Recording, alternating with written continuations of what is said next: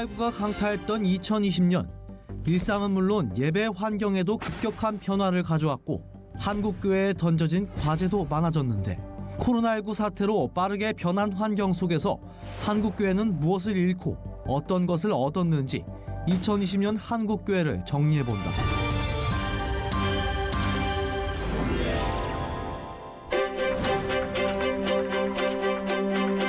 지난 시간에는 코로나19 이후 한국교회 안에서의 변화를 살펴봤다면, 오늘은 대한민국 사회 속의 한국교회의 모습을 짚어보려고 합니다. 이번 코로나 사태를 겪으면서 가장 고통을 겪은 곳 중 하나가 바로 교회였습니다. 드러내놓고 일방적인 비판들이 이어지지 않았습니까? 그런 환경들을 우리가 좀 어떻게 넘어내야 될까 하는 것을 한번 좀 고민해보는 시간을 우리 목사님들과 또 나눠봐야 되겠는데요. 자, 우리 일방적으로 당했단 말이에요. 왜 그랬을까요, 목사님? 어떤 그 방역이라는 이슈가 너무 사람들에게 어필을 하다 보니까 다른 이야기들이 묻혀버린 것 같아요.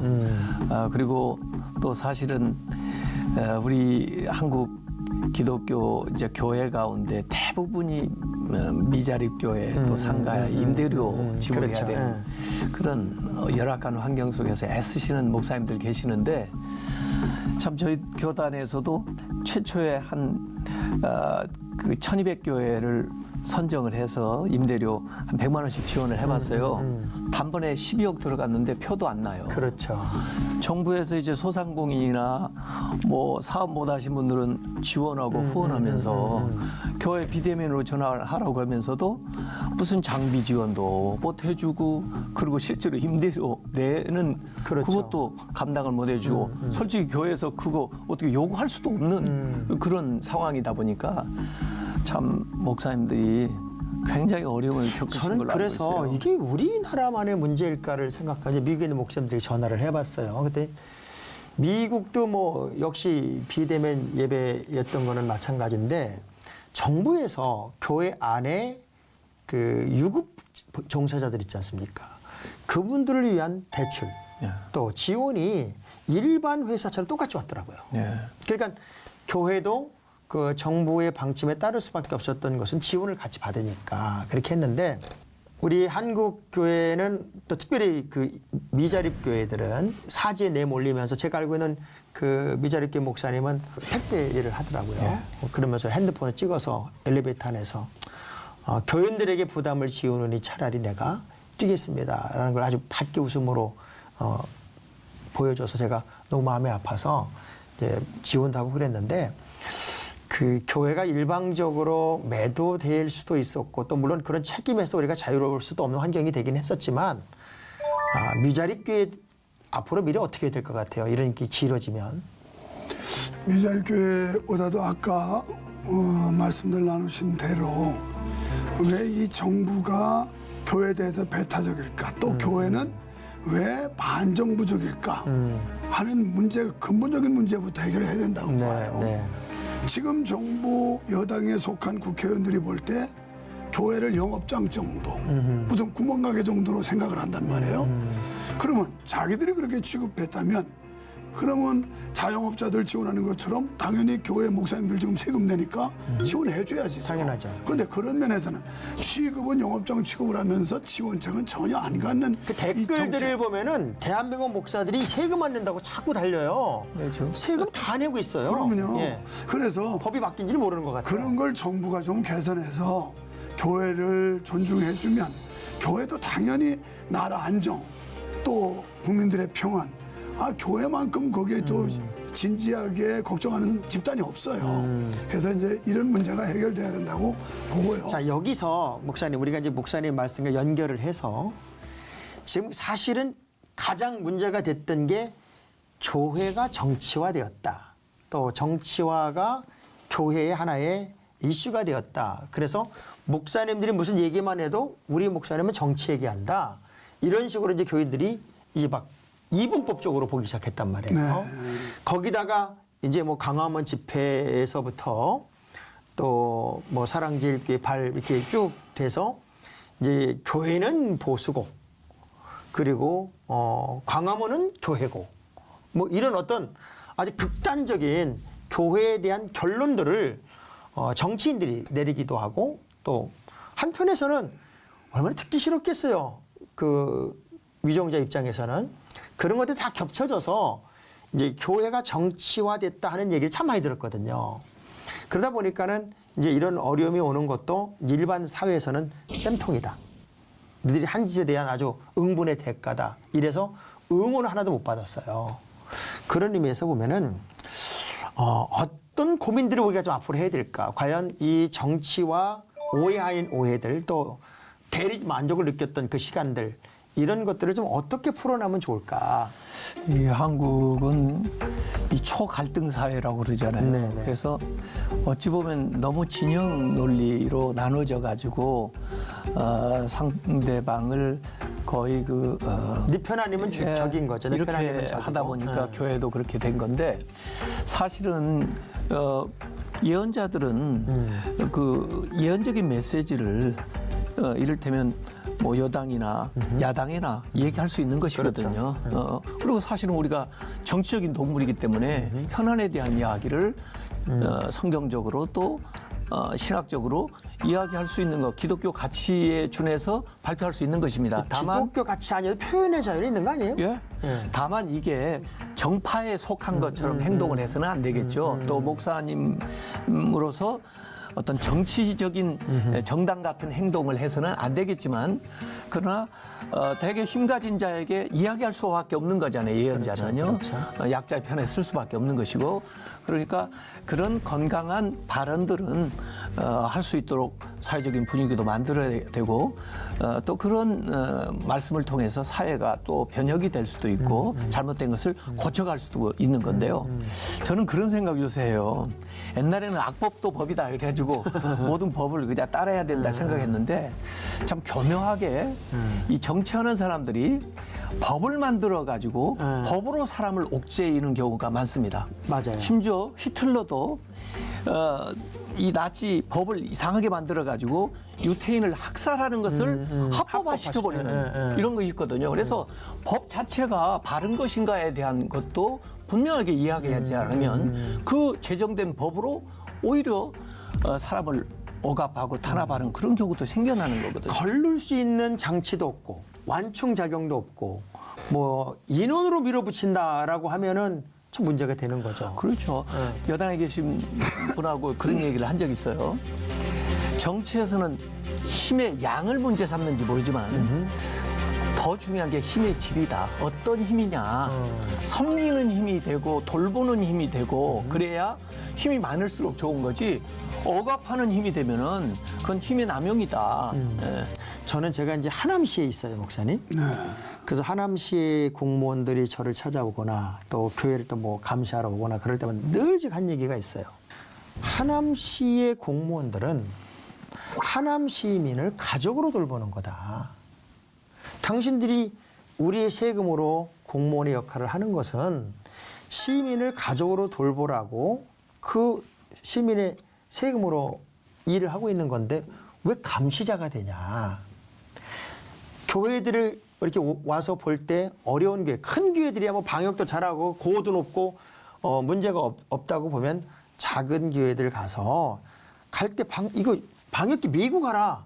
메고 가서 좀 방역해주고 부족한 거 채워주고 격려하고 조심해달라고 부탁하고 그렇게 좀 하는 지원적 차원에서 좀 방문하면 안 되겠냐. 그런 얘기를 했을 때 감사하게도 하남시는 그걸 좀 동의해 줬어요. 그래서 그분들 얘기도 교회들과 하나가 되니까 우리는 교회복을 받은 도시다 이렇게 말할 정도로 하나의 덩어리가 됐는데 그런 면에서 목사님 이게 정치적인 이슈로만 갈 거냐 아니면은 이게 교회가 가지는 가치로 갈 거냐는 부분인 것 같아요. 어떻게 보세요?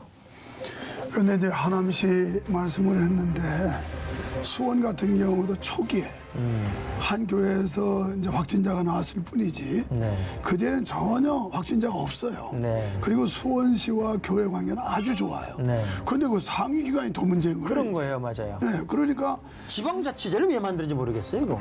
그래서 그러면 적어도 그 시와 교회가 잘 참 소통이 되고 협조가 되면 인정을 해줘야 되는데 네. 거기도 하회기관이다 보니까 말을 못해요. 그 상급기관에서 결정해서 지시하면 따르는 수밖에 없죠. 그러니까 뭐 이런 게 지방자치를 했다고 하지만 광역자치단체가 아니면 자기 주도할 수 없는 이런 맹점이 있고요. 그다음에 우리 교회들이 뭐 작은 교회는 또 그만큼 더 안 나와요. 안 나와서 지금 확진자는 아주 적은 프로테이지의 교회 몇 교회에서 나온 거지. 사실 한국교회 6만 교회에서 몇 교회 안 되거든요. 아니 일주일에 한 번 진짜 1시간 예배 드리고 철저하게 마스크 쓰고 방역 다 하고 그렇게 예배 드리고 가는데 그 확진자가 확 퍼진다면 그 코로나 어떻게 막아요? 꽤 긴 시간이 지났을 때는 교회에서 건의서 또 교단에서 건의서 아니면은 성명서 또 공정한 종교에 대해서는 공정한 1단계 법을 적용해 줬으면 좋겠다라든가 이런 게 좀 자꾸 나와야 되는데 그게 굉장히 긴 시간 동안 입을 닫고 있었단 말이에요. 근데 그런 부분들이 어느 순간에 혹시 그 단체도 길들여진 것은 아닐까. 그래서 진짜 힘을 가지려면 목사님 우리가 이제 어떤 그 문매를 맞을 때 일사불란하게 하나의 어떤 기관으로서 이것을 대응하고 또 매뉴얼을 제공하고 그리고 교회들이 하나의 시스템으로 움직일 수 있는 그런 단체를 만들 수 있는 방법 없을까요? 있습니다. 그래서 사실 지금 이제 그렇게 해 나가고 있고요. 네. 처음에 좀 시행착오가 있었고 또 사실 정부에서 코로나19에 대한 것들을 파악하고 있는 중이었었기 때문에 이제 단계별로 실제적으로는 교회가 항상 예배는 드릴 수 있도록 자율적으로 하면서 다만 인원을 정부 당국하고 서로 협의하자 했는데 협의 자체도요 서로 합의가 돼야 되는 것이지 일방에서 합의가 안 되면 협의가 안 되는 거거든요. 그렇죠. 그래서 나름대로 지금 이제 그동안의 시행착오를 통해서 해 나가고 있고요. 저는 그렇게 계속 되리라 보고 있습니다. 근데 이제 꽤 긴 시간이네. 긴 시간 동안 제가 이제 글을 쓰면서 그런 말 썼는데 왜 각 교단의 총회장님들은 벙어리가 됐을까 하는 얘기를 했는데 너무 긴 시간 동안 제가 왜 이런 얘기를 하냐면 제 친구 목사님 교회가 여기 있어요. 딱 30m 거리에 천주교가 있어요. 여기는 감시자가 와요. 여기는 수백 명이 들어가요. 그런데 여기는 감시하면서 여기는 가지도 않아요. 그게 하나의 구에서 일어나는 일이란 말이에요. 그리고 그 옆에 카페에서 교회들이 몇 명이 모여서 커피 마신다고 민원이 들어갔다고 찾아왔어요. 이게 우리 기독교라고 하는 하나의 공동체가 이럴 때 이건 불합리하고 이건 공정하지 못하고 이거는 바르지 못한 행정입니다라는 걸 이렇게 찝어서 이야기할 수 있고 교회는 이런 매뉴얼로 이제는 예배를 드리고 1단계라면 공정하게 모든 종교단체가 1단계 매뉴얼대로 가야 된다라고 하는 것을 이야기할 수 있는 자꾸 정치적으로 볼 게 아니라 신앙적인 입장에서 종교 자유 입장에서 이런 걸 건의하고 그리고 또 성명서도 좀 발표하고 하는 하나의 기구를 만드는 거는 불가능할까 하는 생각을 제가 늘 해보는 거예요. 왜냐하면 이 어떤 교단을 갖지 않은 그냥 또 다른 사람들이 모여서 단체를 만들기보다는 현직 총회장님과 우리 감독 같은 경우는 이제 감독회장 이렇게 좀 다 모여서 그분들이 현재의 교회들을 대표하는 그 기구를 만들어서 하나의 덩어리, 하나의 목소리를 내면 안 될까? 불가능할까요? 그러니까 우리 사회 목사님 뭐 지극히 동의하고요. 네. 근데 문제는 기독교 단체가 있는데 하나는 좀 좌쪽으로 너무 치우쳤고 하나는 우쪽이고 하나는 뭐 중도 우쪽이고 이러는데 거기서 나오는 소리가 다 각각이라서 보니까 정치하는 사람은 수를 쓰는 거거든요. 그러니까 그걸 잘 적절하게 활용하고 있는 거예요. 그러면 대외적으로 언론 표출될 때는 이 A라는 단체는 우리가 예배를 하게 해달라. 고소해야 된다. 또 B라는 단체는 아니다. 우리가 정부 지침 따라서 문 닫아야 된다. 그런데 이제 양쪽에 다 들어있어요. 이 교단들이. 이게 문제인 거예요. 그러면 어떤 그 철학과 주관이 맞으면 그 한 단체만 들어가 있어야 되는데 저쪽에도 다리 걸치고 이쪽에도 걸치고 양다리 걸쳤으니 저기도 지원하고 여기도 지원하고 이게 한국교회 연합체의 폐단이라는 거예요. 네. 그러니까 우리가 신학 노선과 사상이 맞는 교단을 선택했으면 거기 하나로 뭉쳐야 되거든요. 근데 이게 아니고 이 좌쪽에도 들어가 있고 우쪽에도 들어가 있고 그러니까 이것도 힘을 받고 이것도 힘을 받는 거예요. 그러니까 힘이 분산되는 거죠. 청 회장님이시니까 이제 경험해 오셨을 거 아니에요. 뭐 어찌됐건 뭐 기구가 있어요. 뭐 NCC, K니 뭐 이렇게 다 기구가 있어요. 이 기구라는 것이 한국교회를 대표하면 여기는 정치 논리로 굉장히 많이 가고 있고 또 사회적인 이슈로 많이 가고 있기 때문에 이분들은 실제 목회도 안 해요. 목회도 안 하는 분들이 하나의 힘을 가지고 움직이려고 한단 말이에요. 근데 지금 현재 총회장님들은 다 교회를 목회하는 분들이란 말이에요. 그러면 그 교회 입장에서 한 목소리를 낼 수 있지 않을까. 제가 이제 저는 감리교니까 이런 구상을 한번 해봤어요. 감리교 감독회장은 4년제예요. 나머지 모든 그 총회장님은 1년제더라고요. 그렇죠. 그러니까 이 감리교 4년제 총회장 감독회장이 시무룩구를 하는 거예요. 한 총무로 하고 총회장님들이 계속 바뀌니까 바뀔 때마다 바뀌는 총회장님들이 이 기구의 대표를 돌아가면서 하시고 그러면 하나의 힘이 계속 유지가 될 수 있단 말이죠. 그런 식으로 해서 지금 한 8개, 10개 교단마저 먼저 합쳐서 좀 건의서도 좀 제출하고 한국교회 전체를 아우르는 예배, 다른 건 아주 정치적인 얘기하지 말고 예배에 관한 부분만 이렇게 건의서를 제출하는 그런 거 불가능할까요? 가능합니다. 그리고 지금 말씀하신 대로 그런 식으로 짜면은 더 좋을 것 같고요. 지금도 사실은 교단장 협의회가 있어서 의견 제시를 하고 있고요. 또 정부에서도 대화를 하는데 교단장 협의회만 있는 게 아니라 아까 말씀하신 대로 좀 진보적인 단체도 있어서 거기서 조금 다른 의견을 내기도 해요. 그러다 보니까 정부에서도 제가 대화를 해보니까 정치하시는 분들은 그래도 조금 우호적으로 표도 의식하고 하니까 그럼요. 이렇게 행동하는데 또 공무원들은 의외로 방역당국에 계신 분들은 엄격하시더라고요. 그러니까 그 안에서도 조율이 좀 안 돼가지고 여기서 요구한 것이 반영이 안 되기도 하고 그러더라고요. 그래서 실제적으로 이제 일을 하는 저도 한 사람으로서 어려워요. 다 이렇게 요구는 하시는데 그게 잘 다 설득이 되면 얼마나 좋겠습니까? 근데 현실적으로 그게 그러니까 정부 이게 지휘에 가서 그거 잘 안 같아요. 맞아요. 천주교는 하나. 그리고 뭐 거의 그들이 뭐 대표성을 가진 단체나 기구도 하나. 불교도 뭐 어찌됐건 뭐 하나의 리더를 가지면 오래 가잖아요. 그러니까 그냥 어찌 하나가 되는데 이 개신교만 1년짜리 총회장이 매번 돌아다니니 도니까 당선된과 동시에 레임덕이에요.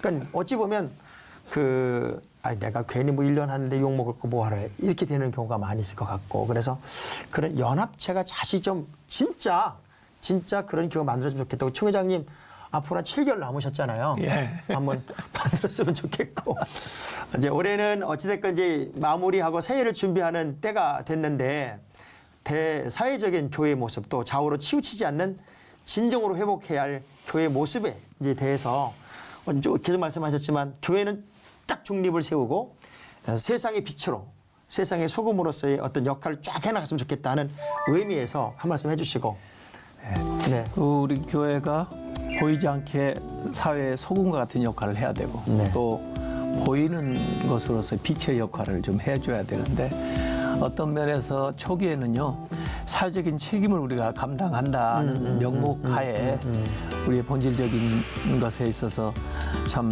이해받지 못하고 또 스스로도 주장하지 못한 면이 네. 있었던 것 같습니다. 네. 근데 어느 정도 이제 시간이 흘렀기 때문에 사실 우리가 해야 될 일들을 잘 하면서도 얼마든지 예배와 방역이 같이 갈 수 있거든요. 그래서 참 더 2021년도에는 이 일들을 좀 더 잘해 나가는 네, 그 계기로 이번 좀 시행착오 이런 것들도 교훈 삼았으면 좋겠습니다. 네. 아까 장 목사님 하신 말씀에 좀 보충해서 말씀드린다면요. 1년지기 총회장은 취임하다가 퇴임하면 끝나요. 그러니까요. 그래서 지금 연합단체가 있다고 해서 또 새로운 인물이 바뀌고 하다 보니까 이게 하나가 안 되는 거거든요. 네.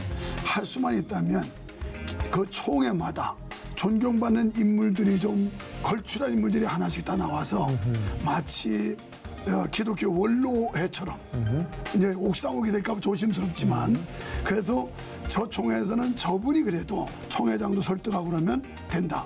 그런 걸 헤드그룹이 좀 제대로 갖춰져서 이분들이 여기서 의견을 놓고 그다음에 총회장님들한테 이거 어떻게 했냐 이렇게 하면 좀 뭔가 들어주고 한 목소리를 낼 수 있는 이런 체제로 기독교가 가지 않는 한 지금 연합단체 가지고도 저는 이 문제 해결하는 요원하다고 생각해요. 그래서 그런 쪽으로 좀 존경받는 인물들끼리 모여가지고 고민하고 그리고 제안하고 어떤 대안을 제시하고 이걸 또 후배들은 또 이렇게 또 존중하고 존경해줘. 받아주는 이런 어떤 풍토 이걸 안 한다면 기독교 개신교는 다 각계 전투기 때문에 쉽지 않습니다. 제가 늘 하는 얘기가 그 얘기였거든요. 한국 개신교에 어른 한 명만 있어도 이렇게 사분을 되진 않을 텐데 라는 얘기를 했는데 뭐 교단이 120개가 넘는데요.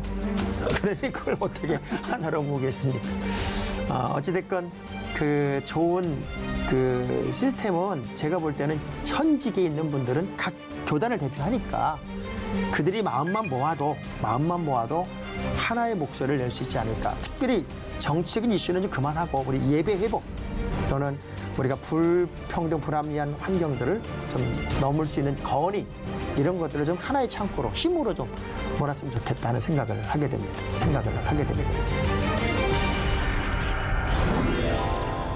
국내 선교도 또 구제 사업도 이제 교회들이 적극적으로 해야 될 필요가 있잖아요. 전도가 3% 미만이면 미전도 종족이에요. 청년 세대 이하가 3% 미만이에요. 우리나라에 얼마나 많이 노동자들이 많이 들어와 있습니까? 안방에서 선교할 수 있는 기회예요. 난 크리스찬들에게 교회는 아주 이상한 집단이 돼버린 거예요. 사회적인 신뢰도를 우리가 높여야 되는 그 과제를 가지고 있는데 우리가 대사회를 향해서 교회가 너무 위축이 됐어요. 2021년도에는 이제 한국교회가 거룩한 전성기를 만들어야 되고 역전의 때를 또 살아야 될 것 같아요.